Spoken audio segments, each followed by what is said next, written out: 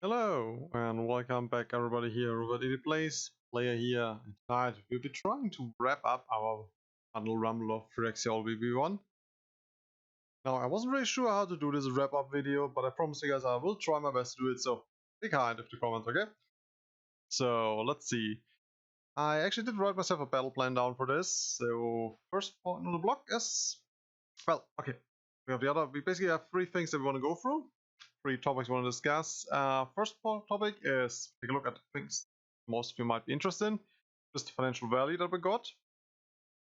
And second of all, we'll be looking at my top 5.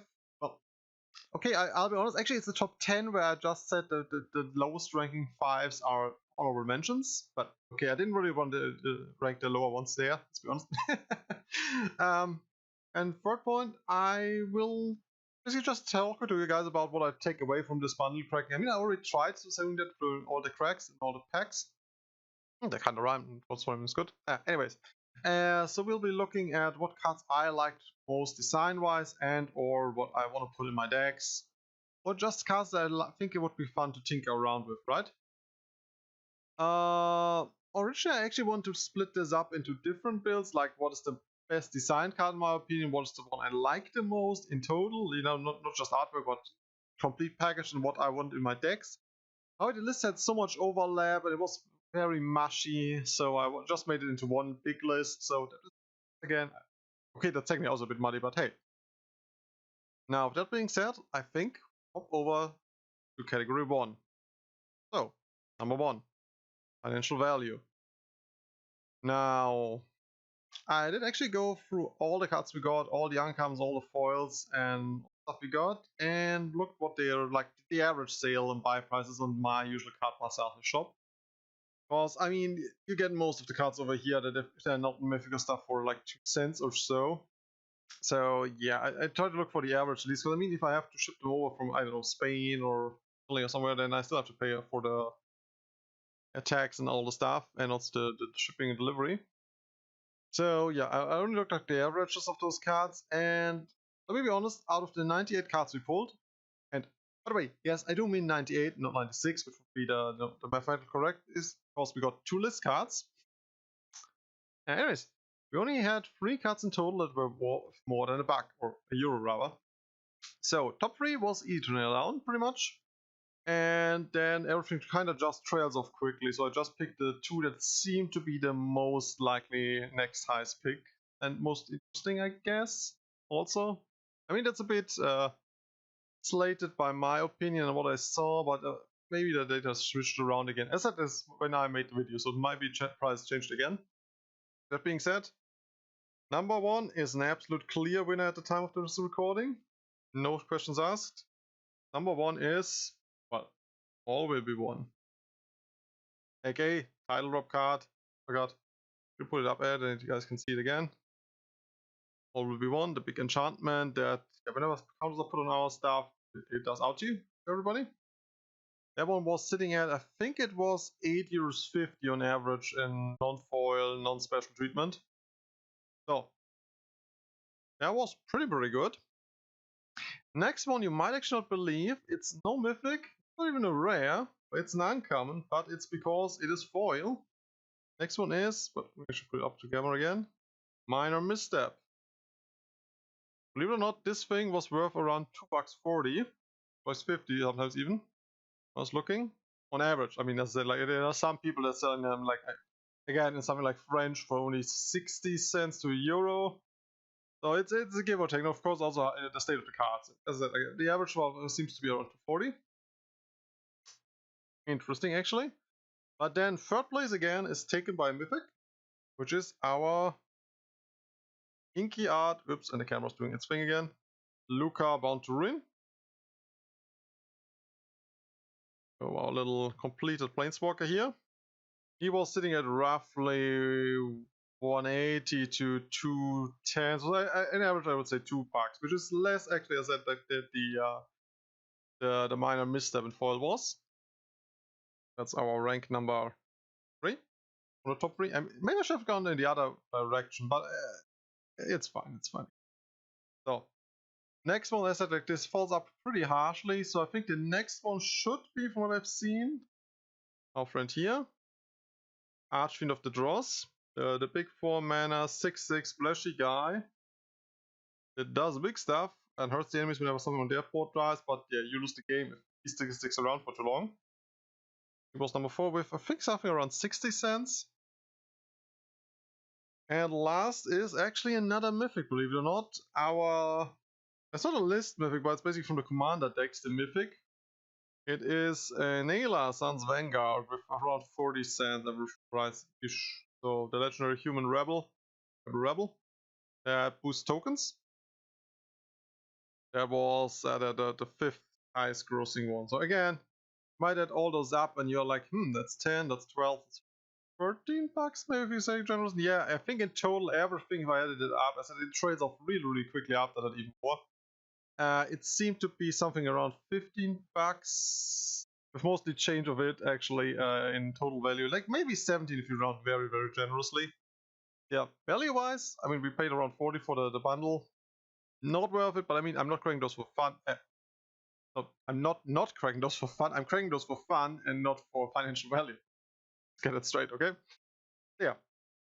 All right, this concludes pretty much part 1. Let me answer pretty much. Maybe I should have. Actually, I wanted to spotlight them. So those are the 5, ranking from highest grossing to least grossing. What I've seen. But yeah, this concludes part 1. Number 2. Artworks. Alright, now after the kind of depressing price overview, I think we go for a more lighthearted note, everybody. Let's move over to my favorite artworks. This is very subjective, so don't judge me if I like cards more than you guys do. But yeah, first off, I think we start with some honorable mentions, so these are not the top 5. First of those being Ajani's Last Stand. Now, don't get me wrong, I really, oh, you don't see my finger. I forget that the camera is a bit zoomed in. Seriously, I really do like this artwork. And actually, if I would want to count this one, it would be in the top 3, rank 3 or 2 actually. However, I felt it would be cheap and cheating to take a list card, which is not actually a part of the set, into the top 5. Since I want to evaluate the style and the art of the set, or the special prints of the set, like with the ink cards and stuff. So yeah, we're only looking at the world of Phyrexia with Phyrexia LV1. So this is only an honorable mention. But it would be in the top 5. Don't get me wrong, it's a very gorgeous artwork. I mean, I was running it that the card is not that great, or at least I don't see a real use for it most of the time, but it's, you know, very good artwork. So let's put some honorable mentions up here. Go. Next up, another honorable mention is our Necrogan Rod Priest. Believe it or not, from the ink cards that we've pulled, this is currently my absolute favorite. And yeah, you heard that right. So sorry, not sorry, Luca and Venza, but you two are, heck, even less impressive than Phyrexian Fungus. But you're actually still a cool role, my little creepy red friend. You're also cool. Not those two. So, I don't know. It's just sits right with me. I mean, I was looking at all of them, and that's also what I said with the categories being a bit muddy. I mean, taking this also was through this one because I first wanted to rank all the art cards and all the ink cards and the normal prints, but I was like, I had basically to add on 4th and 5th place. I had to add stuff that I was sometimes not too comfortable with. So I rather trimmed it down, make it a complete list with everything. So yeah, this is why this guy is an honorable mention. He's standing in for pretty much all the ink cards. I don't think I have another one in the tops. Up here. Then another honorable mention, but very close to the list, is this lovely lady that we pulled. And also, I should remind you, we only evaluate the cards that we actually pulled. I'm not evaluating anything that we didn't pull. The next is pretty old Melira, the Living Cure. Gorgeous artwork. I just like the mysterious atmosphere there with the The reddish light there in the background. You know, it's right. Uh, it is. I know it really transports the atmosphere, the mysterious of the character. I mean, compared to how she looked in the first set when she showed up, this scared young kid running through the forest or hiding in the forest. This really gives off a completely different vibe. I really, really like this one. You know, the small purification here of the pond she's standing in. I just totally dig this card. So now you might be wondering, like, wait, if you already dig this one, then why is it on the top? What could actually kick the living cure out of the tops? And this might sound stupid. Hear me out. He actually got kicked out by air pollution. Her greatest enemy. No, I'm not making this up. Like, literally, my number 5 pick, the least highest ranked on those, is the full art basic mountain of Elena Dana. Hope I pronounced that right. You know, just this cloudy, misty sky with all the steam and fog and smog. The intricate design of the towers. Those giant factory towers. I always had a soft spot for some of those factory designs. They were made well in the old sets, like the Trust Factory stuff. And just the red sun there. I don't know. This just resonates with me so much. Whenever I looked over the card spread out on my playmat for this art section, I always my eyes literally, whenever I crossed that card, I couldn't look for the next few cards in line a while. This just caught my eye every time. So I'm really happy to actually pull 2 of those. And you might also wonder, like, he said he has 10 cards total, 5 honorable mentions. So what are the other 5? The other 2 were too close to contenders, actually. They were the other 2 artworks that we pulled from the. Can they be? They cannot be arranged in a set, unfortunately. But the other 2 really, really great ones. I think they're also from Landana. Or Lane Dana. But I would say if I have to rank it, I said top 1, top 3. Top 3. Good morning. Number 1, number 2, number 3. I really like those designs. They're just so gorgeous. I like them way more than Phyrexian text basics, whatever. So and since I said I have 10 in total, so those 2 were another honorable mentions. But I wanted to make the joke here with it. I hope that was obvious with the you know, she as the messenger of purification versus the pollution factory thing. So technically, yeah, those should have been named before. But you know, it's the same vein. It's the same kind of shtick there with those lands. Like those lands kind of outperformed her for me. This might be a very personal thing, but yeah, just like those way more. Now, another card that I actually already praised in the past.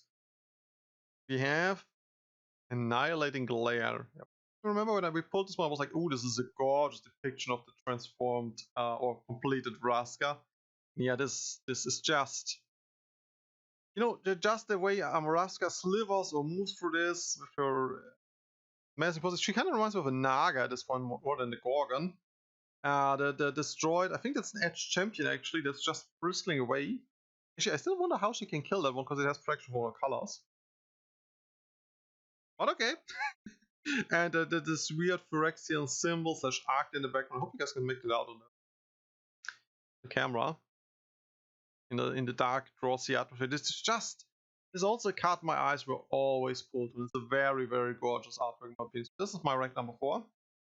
Maybe I should add a number on screen. You guys see probably that those are just the honorable mentions up here, but I still want to leave them on screen. And yeah, those are the actual ones. So 5, 4. What is 3? Well, 3, I must say, I'm cheating a little bit, maybe not. It's not only the artwork's charm, but it's also the fact that we got that one in foil. And I mean, that makes up for it not being legendary.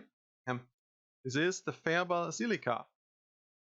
I mean, you know, I'm not sure if the camera picks up, but just the way it sticks out of the hazy background with the light falling and then the intense falling on the actual building.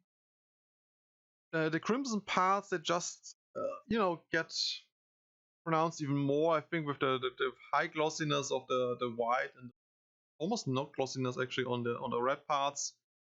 The black thorns in the foreground against the creamy sky. I don't know. This is just so awesome looking in foil. Now, would this be low ranked if we didn't have pulled this in foil? Maybe, am I kind of cheating with putting a foil card over the non-foil cards? Maybe, but this really is another great looking card, especially with this. And I mean, I also was gushing about the artwork when we had on the packaging. Because remember, this was also one of the packagings as a preview art. I also was saying like this looks gorgeous.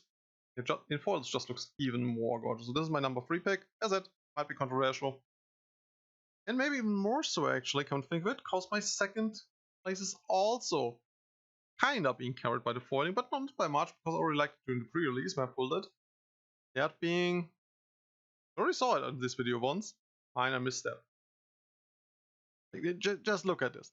Just look at this. The depth that this foiling, I mean, it doesn't come across as well if you look at it in real. But this little hazy tentacles and everything in the background there, pronoun dark sphere, the guy standing inside of it, the crackling crimson lightnings, it just enhances the artwork greatly. Really gorgeous looking foil, I must. I'm not even sure if I want to trade that one away. Well, originally was like, yeah, I mean, I don't need mine. On Mr. Real Plus, I have two non-foil ones, one from a prize booster, one for the pre-release booster. But I don't know, it's just so gorgeously looking. I'm actually almost tempted to look for a deck just to plug it in, because this is such a great card. Great design. I really like this foil. Hands down. This is my number 2. And now, what was there to, you know, beat the great, gorgeous looking basics, beat out Melira, beat out all those cards, and even the foil, the ones you know, they were cheating with getting high spots on foiling, or due to foiling. What can beat it? Well, there's actually another card I was gushing about, and yes, it is not a foil. I should point it out. I think again, it's not on K-Focus. It's not a foil actually that we're looking on. It is, in my opinion, Rill of Possibilities. Just this, I don't know, where do we want to begin? Just like the way that you have the two sides of the same coin, so to say, the possibility, the contrast here on this one. I'm not trying to sound like this. Literally, when I look at this, is what I think. Like, you have the pure and untainted Nahiri on the one side, almost looking up in the sky longingly. And then on the other side, you have the corrupted / completed Nahiri also looking up in the sky. I'm not sure if she's long or if she's praying, I'm not sure what she's thinking on that one. Just the contrast between the two halves, the two sides of what could be, is nice blending in here. And it actually makes sense with the icky, oily stuff there taking over and bending those two together. This is just, I don't know, this was just when I saw this. This is another artwork I always got stuck on whenever I looked for the cards. Really great looking spell, in my opinion. The camera picks it up. I mean, if not, we actually would need to look over to the original video where I pulled the card. I think that was pretty crisp and clean to see. I wonder why my lamp is doing that tonight, actually. Oh well. Okay, this is a number 1 pick. As I said, this is very subjective. Feel free to say in the comments what you rather liked from all the cards we pulled. Maybe taking a look at the videos. Wink wink. Just kidding. But yeah, this concludes basically part 2. This was the art section, and then we hop over to what I take away from it.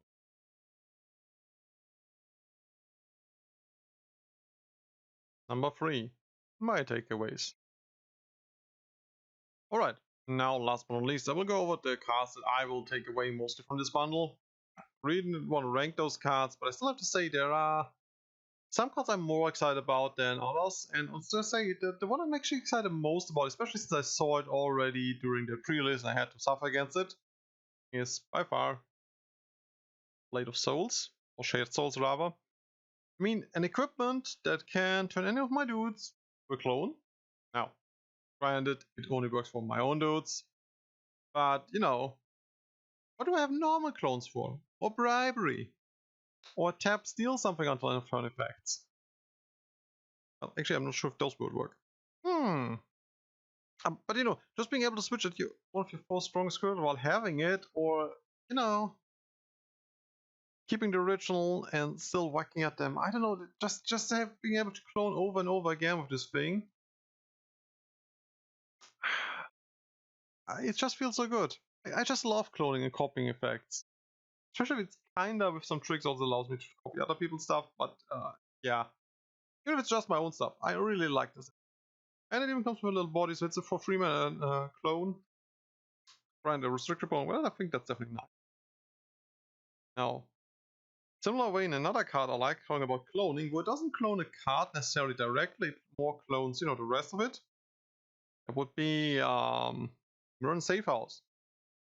I mean, currently in my mind it's just a fancy manner, because I have not really found a way to break the card in my opinion. Like, I'm just looking at it, I'm like, there must be something cool I can do with it. There must be something. I mean, I found a very, very obscure thing that I could technically do, but it requires 3-4 other cards, put them in the graveyard and stuff, so I'm not like, yeah, I don't think that one will work. But this is a pretty interesting thing. So most of the time it will just be a 3-mana mana rock that you can also crack to retro stuff. But, I mean, depends on what your enemies play, because remember, this thing can also copy stuff from your enemies' graveyards. No, not just yours, all graveyards abilities. Or should I, not all graveyards, all land cards and graveyards you have the abilities from. So, I don't know yet where I want to squeeze it in, but I think I can squeeze it in somewhere. Just need to find the right deck to put it in. Maybe I'll just add it as a fun gag, Easter egg, add-on card.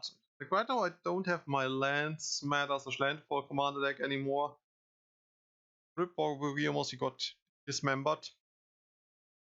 But ask. But yeah. Another thing that's always really nice is something, that just does very flexible. In this case, it's not really flexible. If you look at it, it's actually very filigree and brittle.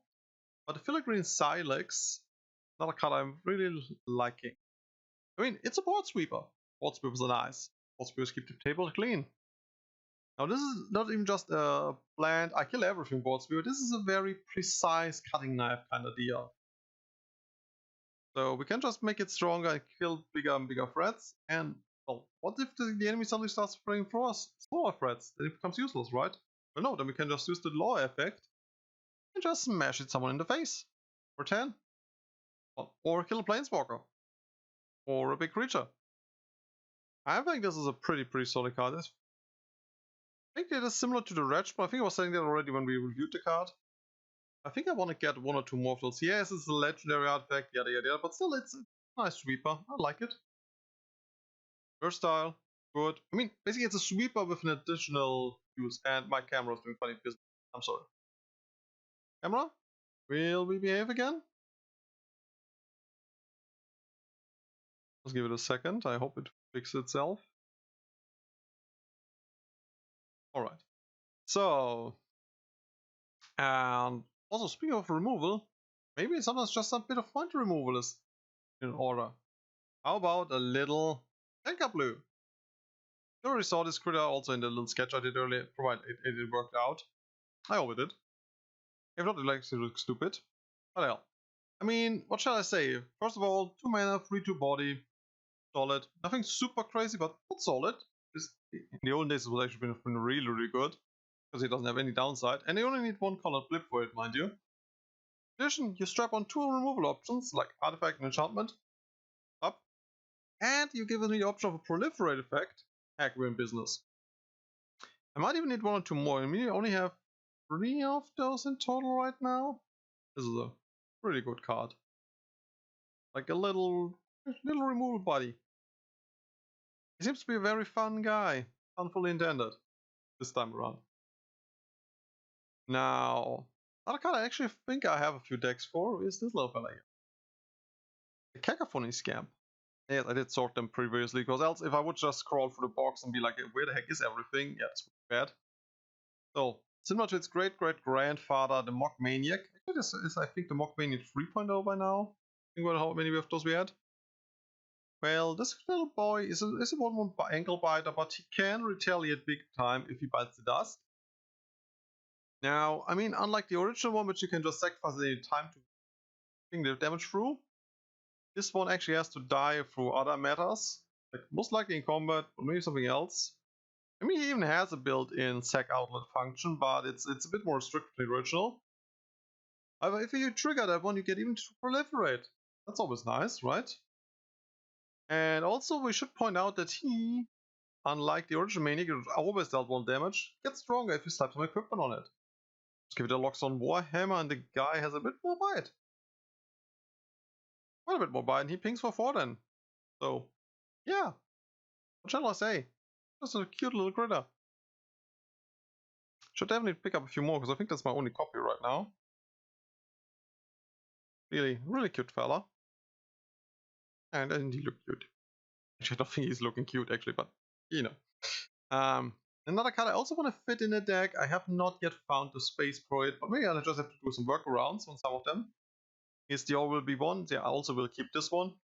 It's just like the effect is something, I wouldn't say refreshing. I mean, it's a red burn effect, but the way it's getting triggered, I think you can do some shenanigans with that. You can definitely do some stuff with that. You know, it's very, very versatile. I haven't still looked up if it actually can shoot on battles, but I think it should be able to. I would need to look up if they added that you can shoot bells. That would be really sweet. But anyways, I really want to see if I can fit that in a deck. I mean, I have a few decks that already run some counter mechanics. It's just a matter of if I can fit it in. And the camera again is like, I really hope that we get through this video in time. Wow, is this a little delayed right now? Jesus, what's going on, camera? Why are you ruckling like that? Ruckling. I don't know how this goes in English. And as the last one, I only put one card here, but basically, I think I'll also make a sort of the oily, the greasy boys, or the American theme deck, I would say, even though it's not American colors, but you know, it's all about the oil. So as a placeholder basically for all those cards that we pulled. Just holding up the evolving adaptive here. You know, the 1 mana 0/0, technically 1/1 because it comes with an oil count and gets stronger and stronger and stronger. I'm just thinking about, you know, making a deck with all the oily boys and girls. Just a fun little casual, yeah. I slide over the oil into your face. Whack you. That sounded better in my head than when I saw it out loud. You know, like other cards like this one, the exuberant fuse thing that basically deals. Oh, there was the Trampler, right? There was the damage dealer, there was the Trampler. The other guy that can tap to deal damage for the oil counters. The Cunning Reservoir that keeps on making tokens.